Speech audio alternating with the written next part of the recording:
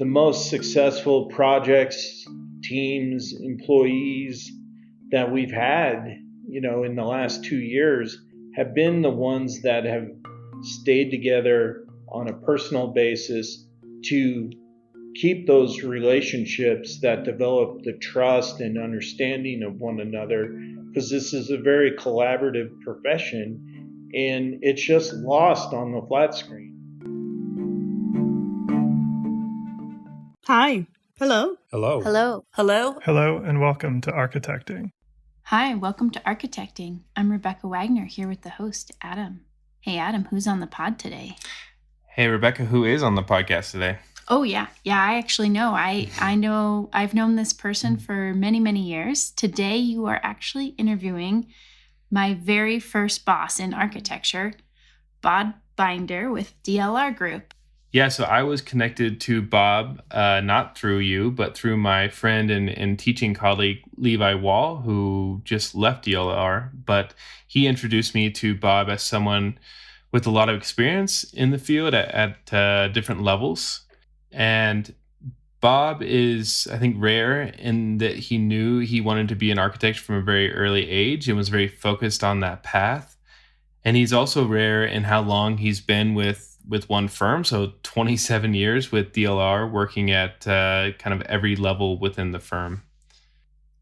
So generally, I'm biased towards small and local architecture firms and generally less interested in global corporate firms. But like the Gensler episode before this was good for me to hear about the sort of benefits that can come from a firm as a large network, and talking with Bob about how DLR works. How do you feel about large corporate firms, Becca? Yeah, I'm pro global firms. We're going to take over the world. That's what I'm concerned about. As long as you buy me out with a good number, I guess, eventually, but hopefully not.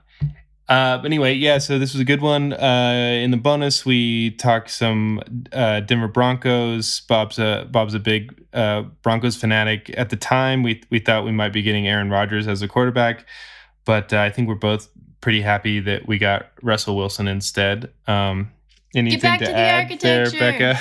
Back to the architecture. Okay, so here's the episode. Enjoy.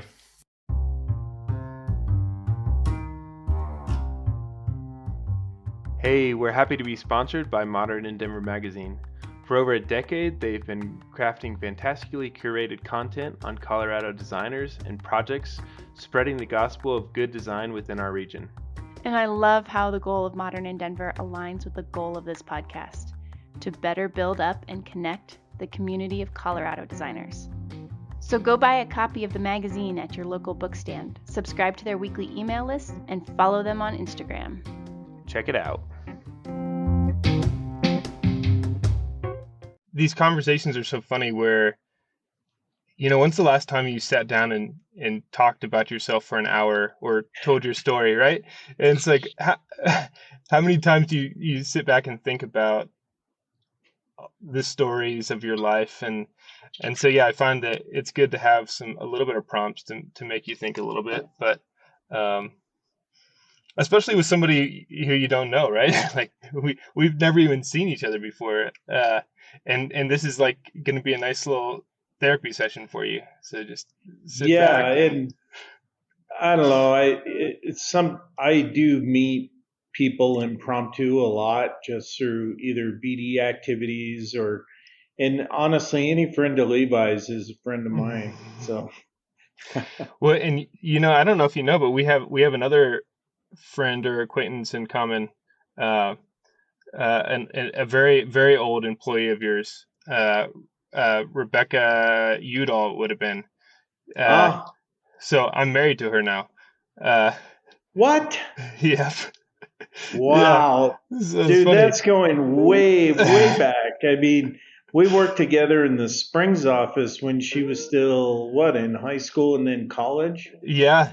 So I was just, when Levi first connected us, I told Rebecca about that, and she was like, "Oh yeah, he was my first boss." We were just talking about it now, and that was 2004, she said, and it was she her dad forced her to apply to some jobs, and she said, nobody's going to hire me because I'm just a first year. I don't have any experience. I don't have a portfolio. And she said her dad drove her to your office, made her drop off her resume. And before they got back home, somebody had called her with a job offer.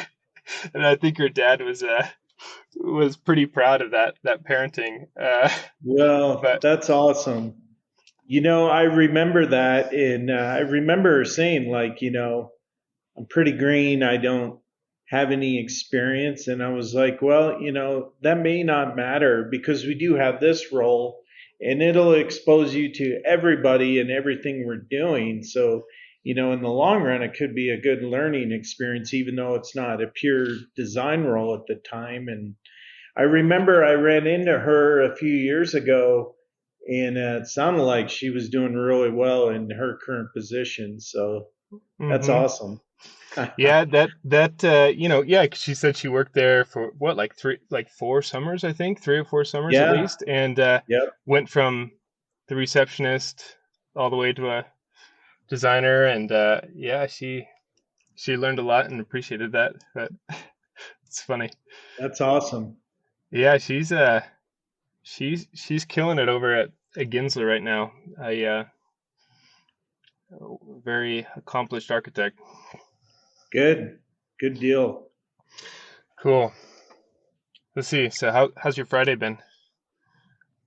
Not too bad. Plenty of meetings, but all good stuff. We've got once a month we have an all staff meeting with all 5 offices in our region. Hmm. So that was over the noon hour today, and that's always fun to see, what's going on in every office. And then the call I was on before this, you're preparing for an interview next week. So those are always fun conversations to try to figure out the best way to present ourselves and outsmart our competition. Yeah, playing the fun game. Mm-hmm. Nice. What are the other 5 cities in the region? So it's Denver, Colorado Springs, Phoenix, Tucson, and Las Vegas. Hmm. And so Denver, we're at about 65. Phoenix is at maybe 85, 90. Springs is at 7. Tucson, 5 or 6. And Vegas is 2 or 3. Hmm. Yeah, interesting. Yeah. Well, I like to start it off real awkward with a nice open-ended question of who are you, Bob Binder? How would you answer that? Well, I grew up in Colorado Springs, and I was a first generation learner, and quite frankly, from a poor economic and family situation. And so growing up, I had met an architect who was a family friend, and we used to clean his office, his studio, once a week. And so that kind of got the bug into me of, being around architecture and design, seeing the drawings, seeing the models, and it was in those days they were just getting into the computer aided drafting, so seeing the plots and what was being produced electronically. But that experience really got me into sketching and drafting. And I remember as a kid, I would every Saturday I would go to the real estate section of the newspaper, the old Colorado Springs Gazette, and get out the floor plan of the week and study it and redraw it and re-render the houses. So I was always interested in that, in puzzles and kind of problem solving, and of course how things get constructed. And so it just kind of got hooked on this whole idea of how sketches or ideas become sketches and sketches become buildings. And it was just totally fascinating to me. And so in junior high and high school, I took every drafting class they offered. and had always dreamed of becoming an architect. And so when I finished up, I had the opportunity to go to Montana State University in Bozeman. I did want to kind of get away from home for a little bit and had to go out of state, but it was the most amazing experience and best decision I made in my life, because I got my education. I met my wife. I have lifelong friends from there. So, I got both a bachelor's and a master's of architecture from Montana State. And so along the way there, though, during that era, the architecture firms were not really hiring for summer internships. So I spent most of my summers in the oil fields in Wyoming. And that is definitely, a different industry and a different breed of living. But learn how to use my hands to build things and learn how to deal with, people from outside of more of a professional industry, maybe a little more blue collar, but it taught me a lot of life lessons about hard work and, relating to people. And so when I finally graduated, nobody was hiring still. And so I had left a resume with DLR Group for a summer internship, but they weren't hiring. So a buddy of mine who I went through design school with, he was working for a small firm in Dickinson, North Dakota. And so he essentially got me a job, and I moved to Western North Dakota. I did spend a winter there. Only one winter is all it took. But, got to work with one of my best friends and learn a lot about architecture and the business in a very small shop, which, I wouldn't trade that experience for anything. But one day out of the blue, I got a call from DLR Group. They still have my resume, from the Colorado Springs office, and wanted to see if I was still interested. So, of course, I jumped at the opportunity to return to my hometown. I still had family there at the time, and all of my high school friends. And, so it was 1995, and returned back to Colorado and started up with DLR Group from there. And, those early days were a lot of educational projects, that sector focus. And then in 2007, our managing principal had asked me to move to Denver to help open and lead this studio. We had just acquired a firm here in Denver, Newman, Cavender and Doan.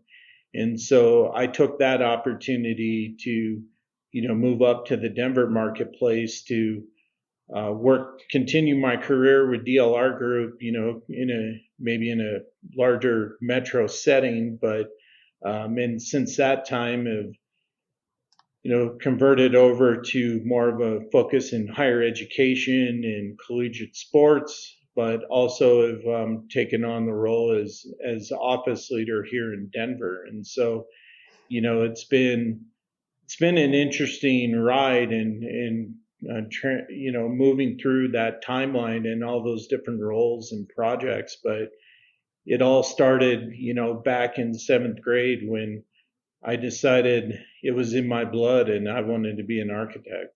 I forgot to tell you the last rule of that question was who are you in 2 sentences, but you have won the award for longest response to that with a whole nice polished life story. That's the longest I've ever let somebody go with their whole life story. I think we got it all. We can go and now, but I think you seem. I think what have I done? I think you're my 38th episode, and I feel like it's very rare to have somebody of the people who I've interviewed that have had contact with architecture so early. It's like they either have a parent who's an architect, or they kind of stumble into it, or they get into drafting class or something like that. but that idea of that sort of random interaction with an architect's office, right, having such a big impact on you.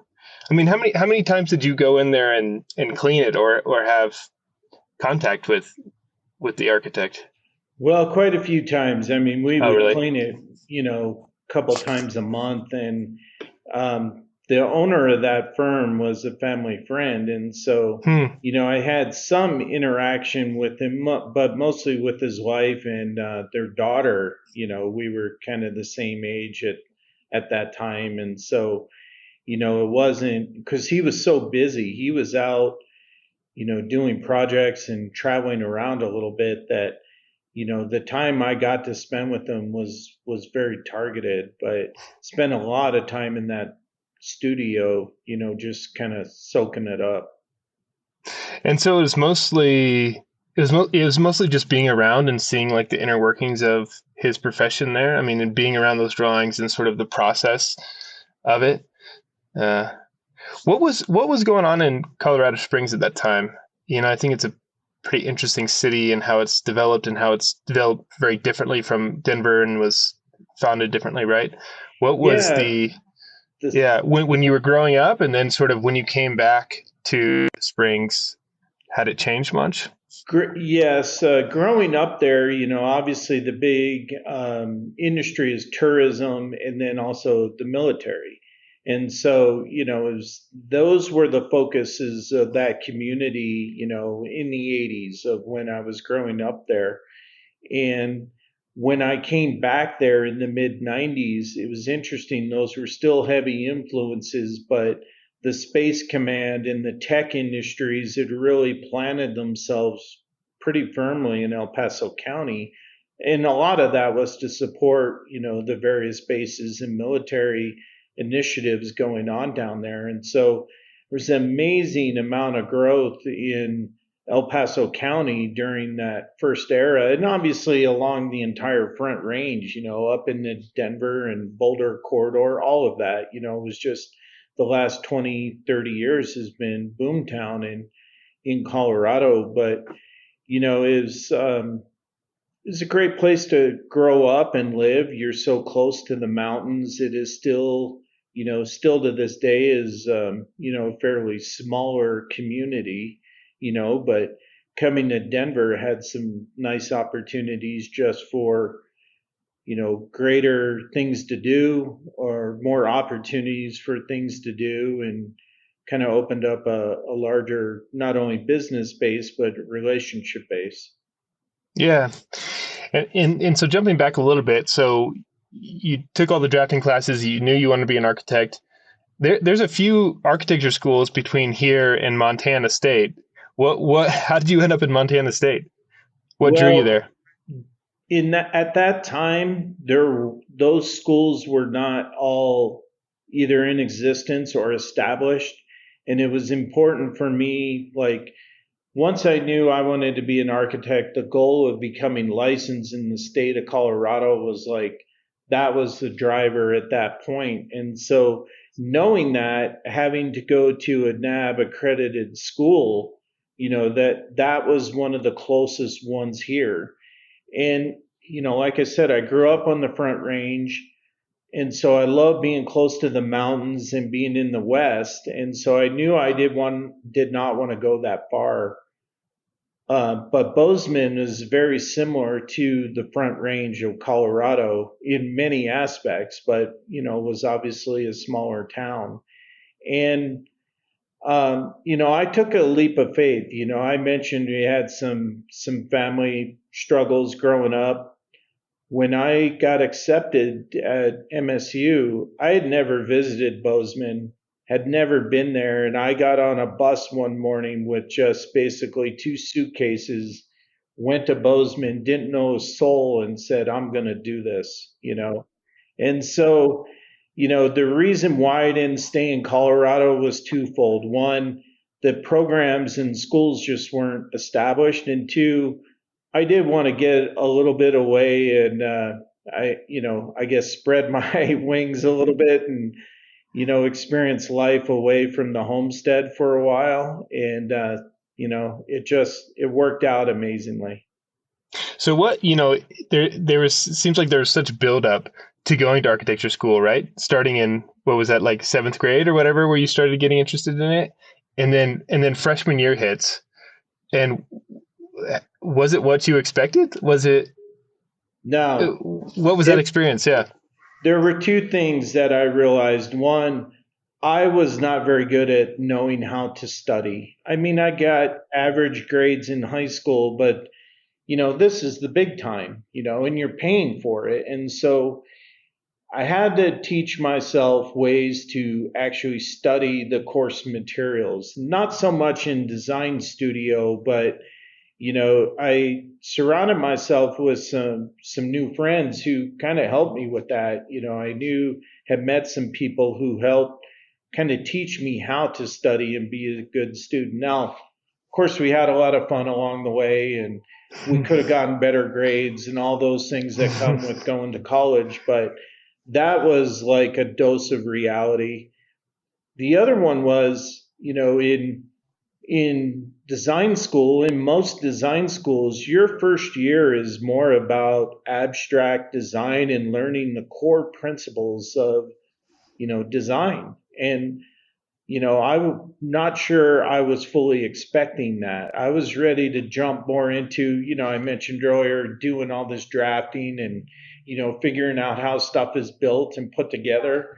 That comes later. In first year, it is very much, we need to teach you how to think like a designer and kind of guide you through how a design process works. And so that was very eye opening. And, I feel like if I would have known more about it, I still would have done it, but I might have been more successful at the abstract design approach. Right. It's hard to prepare you for that. I teach some, and you can always tell those students who have taken a little bit too much drafting class or know a little bit too much about SketchUp. And, I've already designed out my own home. I'm just here for the degree. And it's like, no, we gotta break you down and we gotta build you back up. And Yeah. it's so hard to ever prepare for that. Especially for somebody like you who is so mentally prepared or anticipating, I think, this degree. So then how did the your college experience sort of progress, and especially then, end of undergrad and then the decision to go to graduate school there, sort of like what was MSU doing really well for you, and why stay there?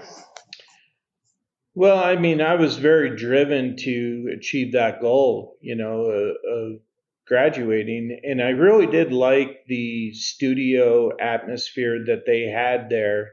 And each year kind of had a different focus within studio, still a balance of abstract to maybe more technical to some that projects were more self driven. And really enjoyed the instructors too, and the ability that to collaborate with them, and really felt like we were a partnership in a design project, not necessarily, you know, an overabundance of mentor protege kind of scenarios. So, it felt good with the program and the instructors. I enjoyed my studio classmates, that were around me. We weren't always in the same studios, but that class, we were a tight knit group and went through all that together. And so, that camaraderie of around design was something that, was very, very comfortable. And, at the time, their program was a 5-year program. And so he graduated with a bachelor's degree. And then maybe about 10 years later, they established a master's degree that you could get retroactively with additional course load. And, I mentioned I met my wife at Montana State. Well, she got 2 master's degrees in psychology. So I figured I'd better get a master's and bachelor or in architecture just to even try to halfway keep pace with her, so. Did she analyze that decision for you and really Of course, having a built-in psychologist at home has been interesting in a wonderful way. I mean, I would not be the architect or the person I am today without her. I mean, she's been along this journey with me the whole time. And so, I couldn't do what she does. That is scary to me, some of the things she does. And she admittedly can't do this. So we're like the perfect match. There you go. Yeah. So at what point did you work out in the oil fields? That was like in the summers during undergrad? Yeah, it was. I had, obviously met a lot of people up in Bozeman, and one of my buddies, his family was second or third generation roughnecks from, the oil fields in Wyoming, and he asked me if I wanted to go down there with him and a couple other buddies one summer, and of course, talking about the amount of hourly wage, what we could earn over a summer, and it was like, wow, those are amazing wages. So you were just thinking about all the foam core you could buy with that, all the yeah, X-Acto blades, exactly. like That's so many exactly X-Acto right. blades. And so, like I said, we did some crazy odd jobs down in the oil field, and one of them included we worked a shutdown at an Exxon plant for one summer, and it was, I think I worked 28 consecutive 16-hour days. And so by Wednesday, you were on overtime, and it was good money. It probably still is good money. And we couldn't go anywhere. We were just at work or sleeping. And so saved all this money, that helped fund the next school year back in Bozeman. Yeah. So much foam core. That's Yeah. crazy. Yeah. But Like, what was it? Yeah, go ahead. I was just going to say, even the top shelf X-Acto blades. Yeah, you could do one cut at a time and just throw those blades away, keep them sharp, and yeah. What was that like? Coming from university and going to that environment. Did you get razzed a lot? Did it affect your perspective when you went back? What'd you get from it? We got razzed a lot, college boys here in the Wild West, you guys really should make a career out of the oil field, this, that, and the other. And I was like, this here is why I'm here, and it's a thing where you have to be careful not to offend the people who that is their career. But, one funny story you might appreciate. I remember being at, the shutdown at the Exxon plant, and this old roughneck, he's asking me, so what are you going to college for, architect? Oh, yeah. And he said, tell me, a couple different ways to create right angles, on a job site. And I was telling him, you make a square, you equal measurements, there's obviously surveying equipment and whatnot, but was talking about simply just like roping off equal pivot points. And I remember he was listening to me, and he looked at me and he goes, you're going to be a good architect. And I was just laughing like, that's more of a contractor duty, but I do know how to make right angles. So, but again, learned a lot about working hard. I do enjoy working with my hands, which I don't do as much of anymore, and that process of building something either from a set of plans or from your mind and working as a team to like make something happen physically, that part was really cool. We were in a lot of kind of dangerous situations and things I probably would never do again, but, and not to say it was unsafe, it was just, more than what I was expecting. But, obviously I felt good about it because I went back and did it. I did it multiple summers, but I can tell you that when me and my buddies were in the car heading back to Bozeman with the stop in Jackson at the $1 Million Bar, we enjoyed seeing that view in the rearview mirror because, we had put in a lot of hard work. We were going to, hang out with our girlfriends. We had money in our pocket. We were going back to Bozeman. Life was great. Living large. Yeah. And so, then you go through all that and through the 5 years, hard 5 years, and then graduate, and it's hard to find a job. I feel like that's just hard. That's just a hard situation, right? I just talked to another student this week who just graduated and was like, she was just kind of swimming around trying to figure out what to do, kind of in a daze, right? And especially when the economy is bad. So you graduated and first applied to DLR, but then got the other job. What was that? How'd you feel then? What do you remember that? I do. I had always had this dream of kind of going to the big time, at a big time firm. And I guess for me, it was always a firm that was maybe in a larger city. But I also knew that college didn't teach me everything I needed to know. So my entire college experience was hand drafting. There was no CAD. So obviously finding a job in the industry, even in the mid 90s, there were skill sets I needed to complete. And so going to that firm, it allowed me to do that. And it allowed me to do it within kind of a safety net of having one of my college buddies sitting 5 feet away from me who I could ask any stupid question about, CAD or detailing or whatever. But along the way with that, it was a one-man firm. So it was me, my buddy, the owner, and a front desk person.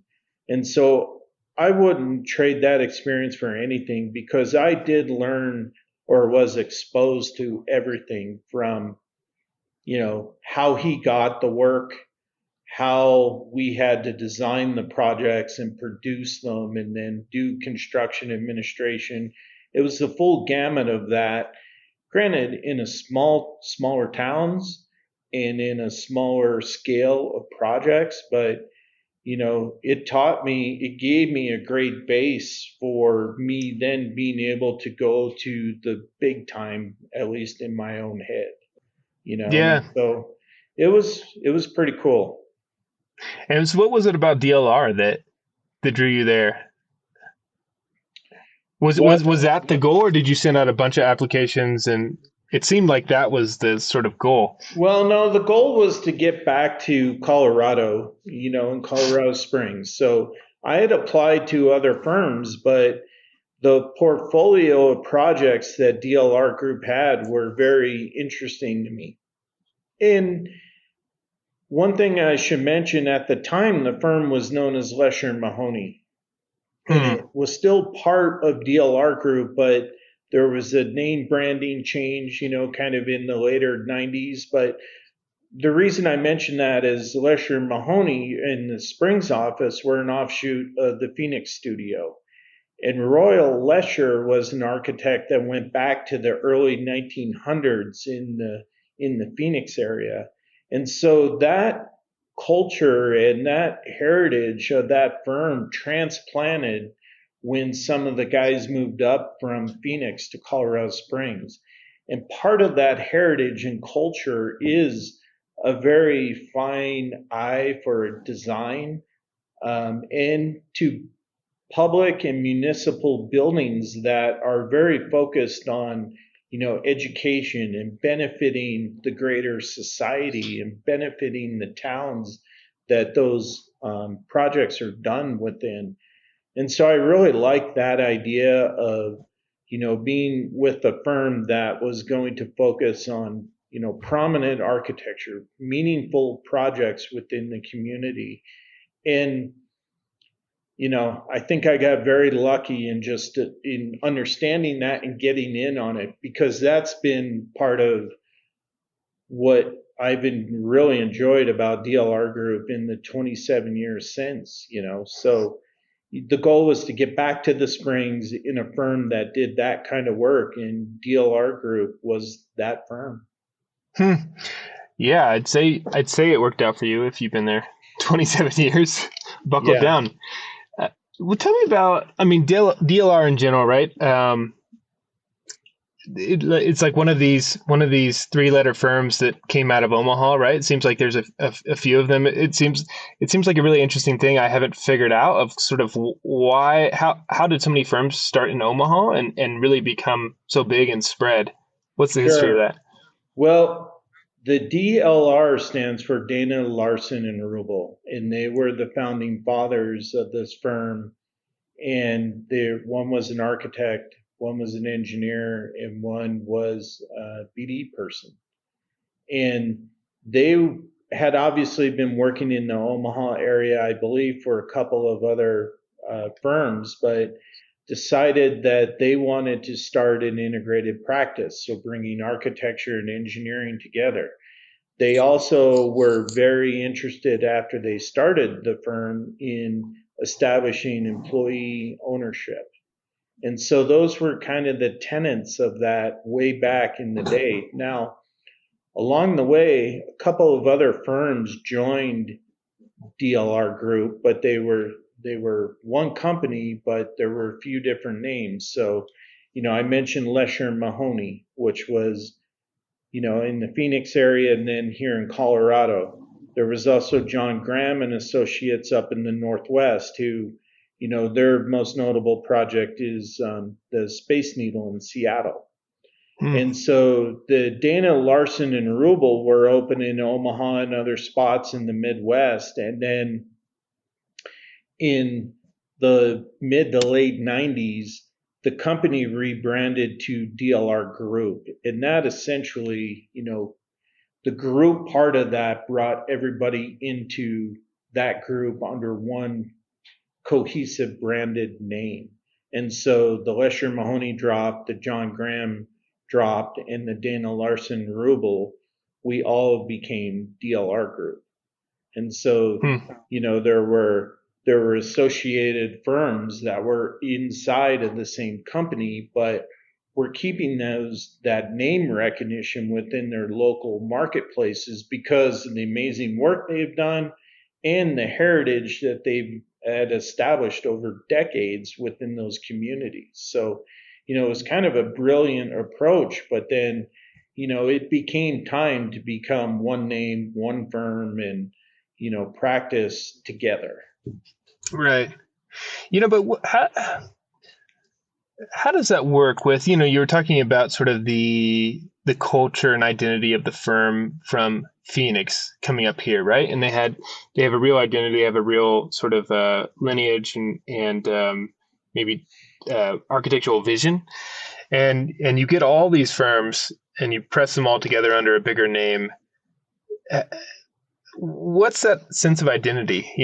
Does it succumb to a larger sense, or is it these sort of micro offices that occur, or what's your thought on that? Well, the question you're asking is very important to our culture. And so we've taken a lot of steps to make sure that works the right way. And so a few things. One, I mentioned the company's built on the tenets of integrated design and employee ownership. And so being employee owned, regardless of what city or office or discipline you're in DLR Group, you have an opportunity to own a piece of the company, small or large. But along the way, you also have a voice that can be amplified and heard to leadership on the direction of the firm. And so you may be sitting there going, oh, yeah, right. How does that work? Well, one thing we've been doing for at least 20 years, I think I've been maybe 25. I've been part of 4 or 5 of these, but we do a 5-year vision. And so we're almost to the middle of our vision 2025. And that process is every employee in DLR Group, we essentially shut the company down for a day or two. And it's a very grassroots effort in each office to talk about our SWOT analysis, where's the industry going, some future casting, what does DLR Group want to look like in 5 or 10 years, and share out all of those ideas. And so each office then build, this vision piece and this collection of ideas is kind of built, and, groups kind of take that information and distill it down and look for commonalities until we have like our final vision. And there's several tenets that are developed out of that. And the cool part about it is that, the first year graduate here in Denver may have mentioned something that's in that vision, and it's alongside something that the CEO thought was important in that same category. And so, that is those factors are the major ties that kind of bind our company together. So that's kind of more of maybe an administrative way to tie that culture together. But the other way it's done is through the design work and through relationships with our employees. So even though we're a national company, each local office has its own culture, has its own leadership, but it's all in sync with the bigger picture that we've all established for the greater DLR Group. And so we do share a lot of resources for projects. And what I mean by that is, if I'm designing a high school in Denver, we have a high school design expert in the Kansas City office who's done 40 brand new high schools. He needs to be part of my design team here in Denver to work with our local team to make that project as the best it can be, whether that's from a design standpoint, innovation, program, whatever that might be. And so we have that leadership throughout our company. And many of those leaders sit here in Denver and help other offices in other parts of the country. But the best way to tie a large firm together is through that work, through the development of relationships and kind of our common values that we've established for the firm. Now, is that easy? No, it takes a lot of work. It's got to be very intentional to bring that group together. And we do that, we have an internal intranet where all 1,300 people communicate within the same platform and are sharing knowledge about any and all topics. There's plenty of opportunities for groups within DLR Group to get together. It used to be in person, but more hybrid now, but really focus areas so that we can learn from the greater good to make these local offices, kind of best in class of where they're sitting, geographically. Mm-hmm. Yeah, I think it's interesting. I myself, as a very small business owner, and working for a lot of different small firms, I'm definitely more directed towards that mode of the practice. And I've sort of mostly interviewed smaller business owners as well, but I have you, and then the last week I interviewed the managing partners at Ginsler, and so I have these two kind of like piggybacking things here of this idea of, I guess this whole network of knowledge, right? Of a nation, worldwide network of knowledge that's able to be shared, and you're able to study all these issues and problems and share that around. And there's great benefit to that, right?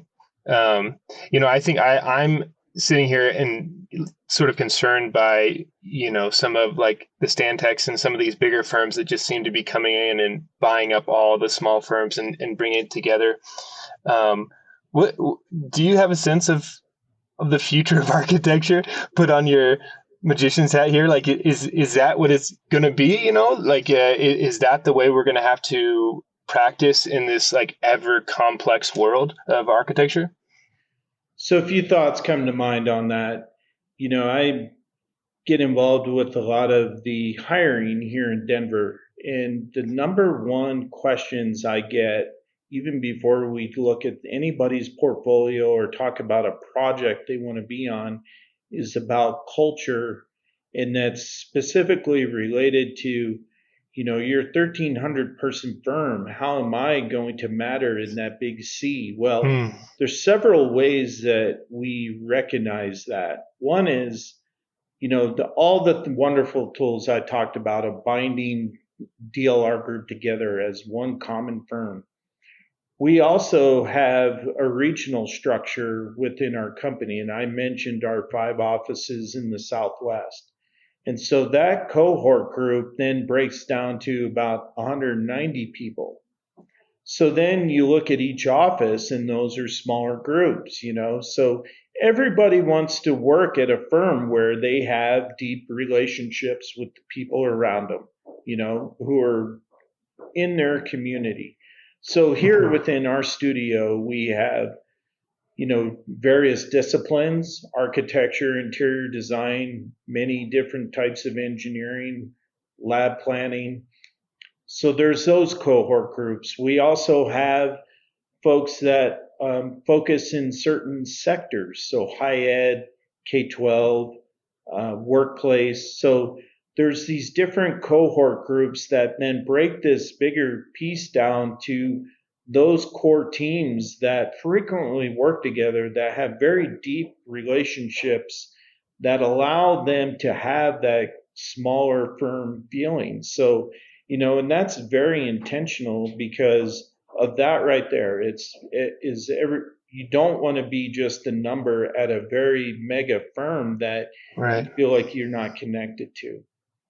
So, and that's been in place even before the pandemic. Now, we could probably talk for another hour about hybrid work environments and the challenges with that. And that's evolving today, tomorrow, into the future, So it is here to stay, some sort of a hybrid environment. But, I can tell you that the most successful projects, teams, employees that we've had, in the last 2 years have been the ones that have stayed together on a personal basis, oftentimes more in person than remote, to keep those relationships that develop the trust and understanding of one another, because this is a very collaborative profession, and it's just lost on the flat screen.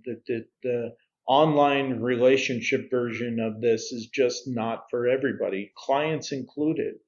And so, yes, this is definitely going to, be a hybrid environment. And, you know, Generation X here, you can call me the old guy, I guess, now, but the in-person aspect of it, to be able to look somebody in the eye, read each other's body language, and allow the fringe discussions that might happen after a formal set of meetings or, a process, that is what deepens those relationships, in my opinion. And that is really, what people are looking for.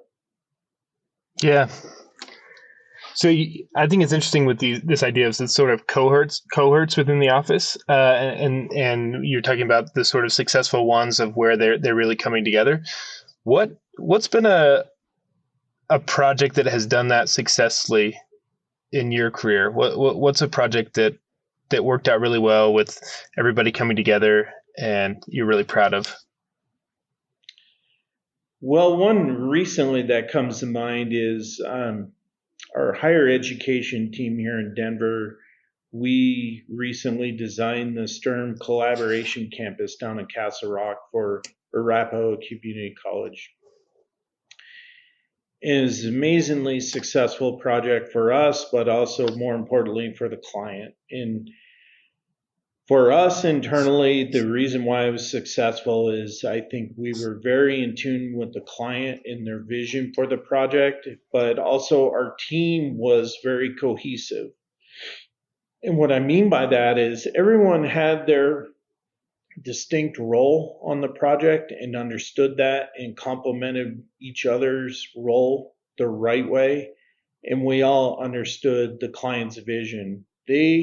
We had the incredible opportunity to create a brand new campus for Arapahoe Community College in Castle Rock, which, I live 5 minutes from where that campus is now. So, it was fun driving by that every day to, see it go up. But it was just, everybody was in tune with the client's vision. And the client really wanted just that, a collaborative campus. And so we had this amazing stakeholder engagement with students, faculty, campus administration, business partners throughout Douglas County, and also other industry partners. And so it was a project where just everybody shared the vision, came in on the same page, and complemented one another, both from the client and from our design side, along with our design build partner. And so were there challenges along the way? Of course, but it turned out amazing, and it was a smooth process. And in the end, everybody was very satisfied with the end result. And so that project in particular is one, recent that I think, stands out. There's been many along the way, many fun projects along the way, but most recently that one. What's that been like? You came here obviously sort of early in your career, and I assume started towards the bottom and worked your way up, and you've sort of seen all the phases of a career through one firm, right? And I assume you started off designing and drawing a lot, and now you're doing less of that, and you're overseeing all of the Denver office, right? All the cohorts. So what has that been like for you, adjusting sort of your skill set or your role at least? Yeah, I mean that's a great question, and for me, you're right. I have sat in almost every chair along the way here, from intern, job captain, project architect, project manager, into leadership. But the thing that and the reason I mention it, it's kind of given me the perspective and skills to allow me to mentor others that are in those chairs now. And this office has been crafted in the mold of me and my other partners here, and it's just fun to see that kind of youth here in this office based on that heritage and that trust and understanding of the importance of building the profession from the bottom up, and also that there's a lot of trust within that. So yeah, I mean that is a fun process, and for me, it's like looking back on it, it's like it's okay. I was there. We, built an office around that kind of youth movement, so I'm comfortable with that. But for me specifically, along the way of getting the skills to be able to do those different roles and try to master those, and then move on to the next thing. The company's done a nice job of giving me those tools, not just through training, but through some pretty nice mentorship of people that some have moved on and some are still here, that have passed down that craft to me. And so that's part of my job, is now to pass that along to to others who are in here. But the other thing, the company has, in 27 years, we've evolved quite a bit since I've been here. So, even though it's been, one company, it's been a few different versions of it through a lot of the evolution I've already described to you. along the way, we've acquired some new firms that have taken us to new geographies or to new sector areas that, it's like I have worked at different firms, but just under, the same wing, again, under those same common bonds. And so, I appreciate that the company has evolved with the industry. And so it doesn't feel like I've worked for or done the same thing, even in different positions for that long. That makes sense. Yeah. It's really interesting to think about how it's evolved and how you've evolved. And do you sit back and think about that much? Or Which part? of your past, it's so easy just to continue looking forward, but to take those moments and think about each of those chairs that you've been in. And do you I don't try to hang out in the past too long, because we're still growing this firm. We're still evolving it. But, when the opportunities that I do take to reflect is mostly so that I can understand what a new person in that chair might be thinking. Granted, it's a different workforce, but the task of what I'm asking them to do, remembering back to that and the questions that I might have had, or why am I doing this, or how come he hasn't explained this better, that's when I kind of, reflect back to be more relatable to, my teammates, to, just help them through those growing pains and that understanding, but, try not to stand back too long and reflect. I mean, or look into the past. There's certainly times throughout our kind of fiscal year that we do that too,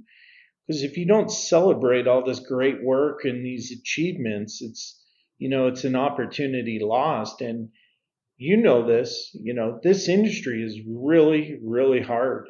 And so, the process of taking an idea to a sketch to a building is really hard, and it's certainly worthwhile, but it's tough to get there. And so if you don't stop and celebrate that process or that design achievement or the relationships you have with the client or your team, you're gonna get eaten up by this industry. So those are important milestones. But yes, of course, we're always like looking out the windshield on where's the next opportunity, where's the next trend, where's my next workforce coming from. Those are all things we're, dialed in on all the time. Yeah, and what is that for you right now? What's the thing that gets you most excited looking through that windshield, that thing in the future? Well, I mentioned, the growth. We're not done growing this firm either nationally or here in Denver. We still have work to do to, get both a greater share of some of our markets, but there's still a plateau that we haven't hit of being the top design firm in Denver, which was a goal when we opened this office. So, and we've won a lot of awards along the way and been recognized, but we're not done yet, So there's that aspect of it. And there's also, for me, having grown up in this firm and now wanting to even leave my own legacy, I'm looking to grow this team and find the people who are we're going to hand the keys to as principals to sit in other chairs here within the coming years, because I made a promise to our old managing principal, when he asked me to move to Denver, he said, grow the firm and, leave it better than you found it. And we're still working on that. And so that's what I look out in terms of the windshield of, what is the future? We've got to find the right talent, train them up, mentor them, and, get them into leadership. But all that's got to come with great design opportunity and, building those elements of people around doing great work. And that, that'll never end. That is always, what we're looking out into the future for. Yeah. Well, cool. Well, appreciate you coming on the show, and it was fun being able to talk so long with my wife's first boss. See some of those early foundations, and we were connected through my good friend Levi Wall and classmate, and he spoke highly of you, and I was excited to talk and learn a little bit more about DLR. So thanks for coming on. Well, your comments there, it also reminds me, just kind of as a parting thought, is the power of relationships.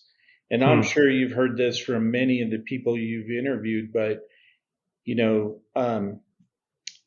Levi is a family friend of one of our other principals. And so that's how we met, and that's how he got into this firm, and how, those relationships have cultivated.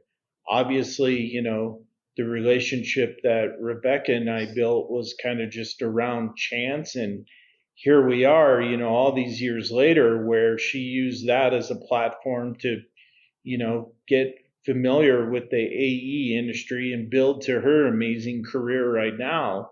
And you just never know where those relationships are going to come back to, or in what form. We recently had a former employee who turned up on the owner's side, and so it just, at the end of the day, I do crave like the built environment, but the relationships and the people are really what the kind of lasting legacy is of a career, Yeah, it's powerful, right? You never know the impact you might have on somebody, or the impact a bad day that you're having might have on somebody, or you don't want to treat an intern too bad because they might be your boss someday, like that guy, right? Yeah, absolutely. Yeah. Well, cool. Well, thanks for coming on. You bet. Thank you. Good to meet you.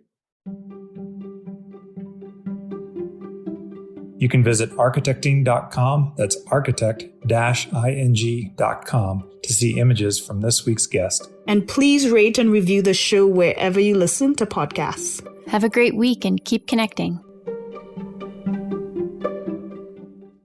I went in there one day to meet with Levi. It's you got a nice space there. It seems like you're able to have a good variety of working spaces and kind of community space when things open up.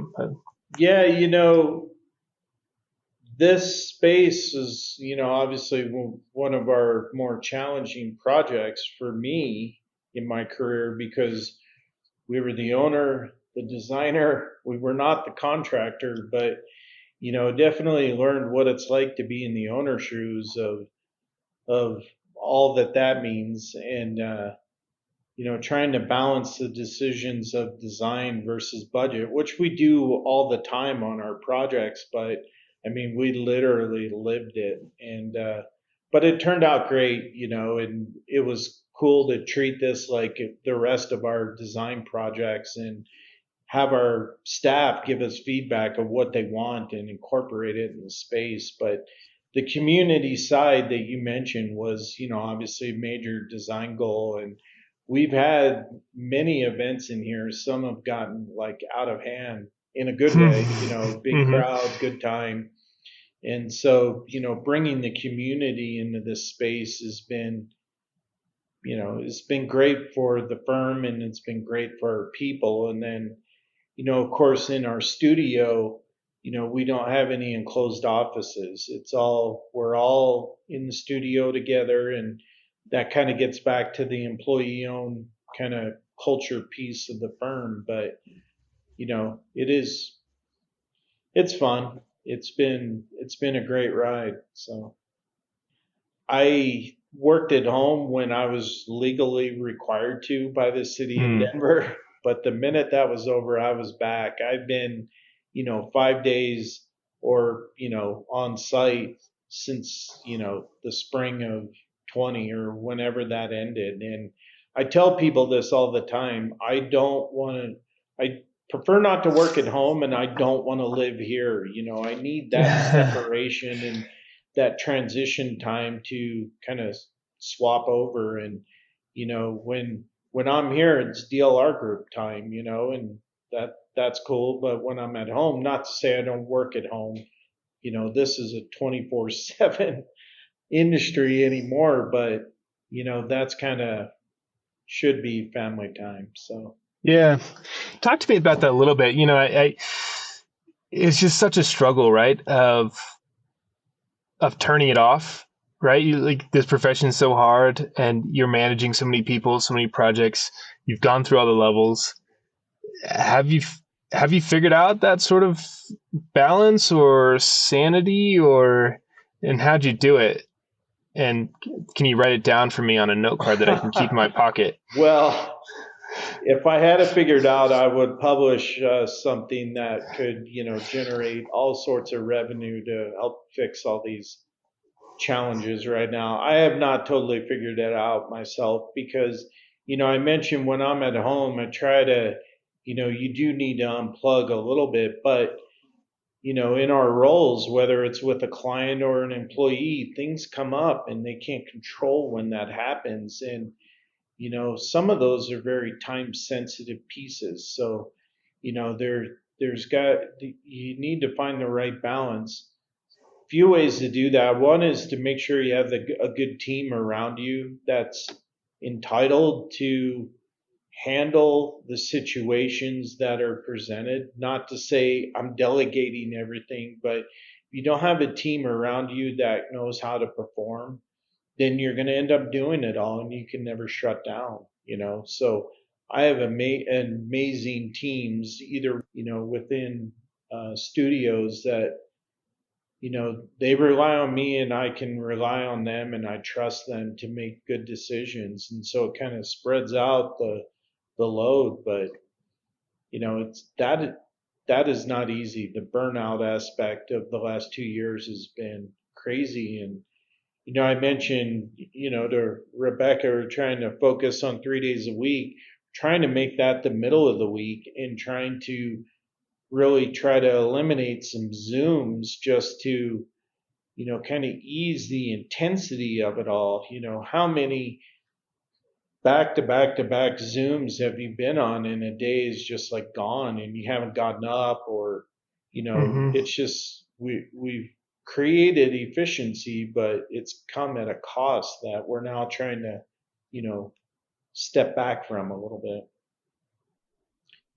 The other thing is, Yeah. I mentioned I like to travel. Some of these trips have been to faraway places where, you're too many time zones or not a good enough internet signal away that you do unplug and it is weird, especially, when you get back, not to say everything's piled up, but you come back with a clearer perspective. Yeah. Yeah, I heard it described as like airplane mode, where when you get on an airplane, you can only have a few certain things, right? And if you don't pay for the Wi-Fi, you don't have Wi-Fi. And so it really sort of like focuses you. And then when you get off that airplane, all those other things don't seem to matter quite as much, And so taking that approach a little bit into everyday life, but it's just hard to. It seems like everything's on fire, and you got to put it all Yeah, out. I've told people this too, that the recession, then the Great Depression, then the COVID situation, all of that has had impacts on this industry that obviously, less projects, there's been layoffs associated with that. But when the recovery came from at least two of those events, the pace of the industry picked up and it never went back. So coming out of the '08, crash, everybody was fighting for work. So fees went down and we were delivering projects faster because we didn't have as much to do. And even the contractors were delivering things faster because they had idle equipment, idle people. And so it set this bar of performance that became the norm. And so it sped up the industry. And then, during the next kind of blip, the same thing happened. And now, with COVID and everything being more efficient because there's no travel time and everything's online, and it kind of sped things up. It's just the industry set a pace that is just, I don't want to say it's not sustainable, but it has put an incredible strain just on, the intellectual property of the industry, the people, the outside of the supply chain, but you and me and all the others, just having to think faster and react faster. It established that we enjoy working at that pace because we can either take on more projects or do them more efficiently. The owners might enjoy that because they're getting their documents faster, but it comes at a price. Maybe quality, but again, the emotional and just the toll on the people. We've seen that, and it's terrible. I mean, it's chewed up some people and has spit them out to the point where they've left the industry. It's just like, it's not worth it. It's too much, and there's too many Right. projects that are out there, and firms are typically, they're chasing the right things, but they also have quotas or payrolls, and so sometimes things do get overextended, and that comes at the cost of people doing too much in not enough time, and that burnout, and it's just sad. Yeah. Yeah, it seems like, I mean, it kind of seems like it has to maybe hit some kind of a cliff of, there's just such, I just went to a talk today about just mental health within the university, and just talking through sort of like how the pandemic is different from other crises, because there's sort of not much of an end, and we didn't have, normal crisis like a tornado or something. It hits, you band together, you figure it out, you move on, then you kind of memorialize it. And with this, it's just been this extended stress that is creating all these mental health issues, and that combined with this acceleration you're talking about, I mean, at some point, yeah, there must be some kind of a rebellion against that, but I don't know. Yeah, I mean, we definitely have identified that. It's been a highlight the last 6 or 9 months within DLR Group. So we're, chasing not necessarily less things, but the right projects, either, the right fit for our team or the right timing to sequence these things out, not stack them on top of each other. For that very reason, it's all about, handling it with our teams. I can also tell you, we did hire people during the pandemic, and the majority of them are no longer here. And it's because they did not have that opportunity to, experience the culture and the relationships that this firm's all about. And Hmm. it's just heartbreaking. And then, a little bit of dirty laundry, I guess. I mean, we were not immune to any layoffs or furloughs early in the pandemic. And the folks that we furloughed, it scarred them pretty bad. And, for the most part, they moved on. And we have a few folks Hmm. left that were furloughed, but, it's taken a long time to kind of build back that trust with them. And it's just sad. I mean, it's just, I, hindsight's wonderful, and I, might make a different decision presented the same set of circumstances down the road. And it's more for Yeah. them than it is for us. Just, it's terrible. So, anyways, we Yeah. should end on something positive. Yeah, let's talk about the odds of getting Aaron Rodgers. Let's hopefully that's positive. There. Yeah, that might be like 1 in 3 shot, and I am very conflicted because we were just here 5 years ago, and Yeah. granted, Yep. we won a Super Bowl out of that. I mean, I have 4 Bronco tattoos, and one of them's from that Super Bowl. Wow, you are So hardcore. it's cool, but look what happened afterwards. So It's please the tell same me thing. there's a Yep. balance that we can get, a leader, but not give away the farm and, have to live in this quagmire for the next 5 years. So I don't know. You think we could trade for Joe Burrow? That should be easy, right? Yeah. Yeah, Uh, I don't know. Part of me, and this is more of the Bronco heart in me, is hoping that Drew Lock could magically somehow work out with new coaches. right. But, you know, I don't know. I like the kid, and I Yeah. think I like his spunk and his fire and all that. I just wonder, did we do him wrong, or is that just who he is? Yeah. It's hard to tell. And Because Drew Lock went to a DLR Group high school, so it would be an amazing story. no, really. There you go. Yeah. That's funny. That's cool.